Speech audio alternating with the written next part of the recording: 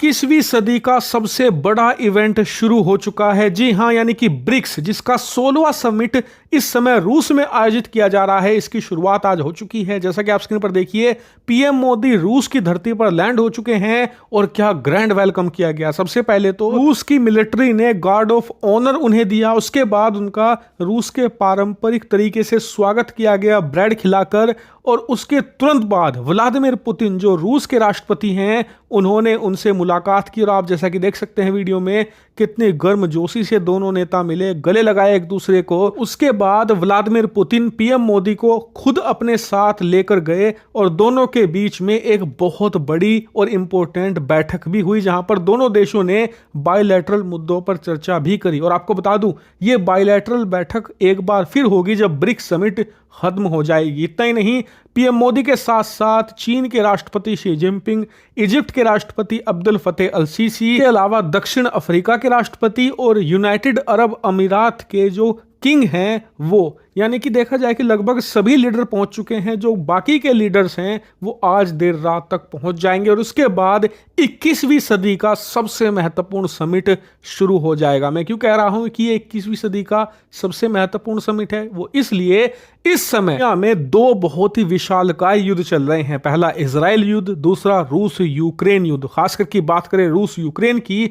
तो इस समय ये विश्व युद्ध में बदलता जा रहा है, क्योंकि इसमें कोरियाई देशों की एंट्री डायरेक्ट तौर पर हो चुकी है। और अब रिपोर्ट्स आ रही हैं कि यूरोपियन देश भी अपनी सेनाएं उतार सकती हैं यूक्रेन की धरती पर। तो यानी कि ये पूरी तरीके से विश्व युद्ध बनने के लिए तैयार है। इसके अलावा ब्रिक्स खुद में एक बहुत ही अहम संस्था बन चुका है। इसके एक्सपेंशन के बाद ये पहला समिट है। और आपको ये भी जानकर हैरानी होगी कि अब से पहले यहाँ का सबसे ताकतवर ग्रुप हुआ करता था G7, जो कि दुनिया की 30% अर्थव्यवस्थाओं को कंट्रोल किया करता था। लेकिन अब ब्रिक्स के एक्सपेंशन के बाद ये दुनिया का सबसे बड़ा, सबसे अमीर ग्रुप बन चुका है, क्योंकि ब्रिक्स के जितने भी देश हैं उनकी टोटल अर्थव्यवस्थाओं को आप जोड़े तो ये दुनिया की 36% अर्थव्यवस्थाएं बन जाती हैं। इससे आप अंदाजा लगाइए कि ये G7 के मुकाबले कितना शक्तिशाली बन चुका है। और बताया जा रहा है इस बार का ब्रिक्स समिट सिर्फ पश्चिमी देशों को चिढ़ाने भर की एक कोशिश नहीं है। एक्चुअल में बड़े बड़े फैसले लिए जाएंगे, जैसे कि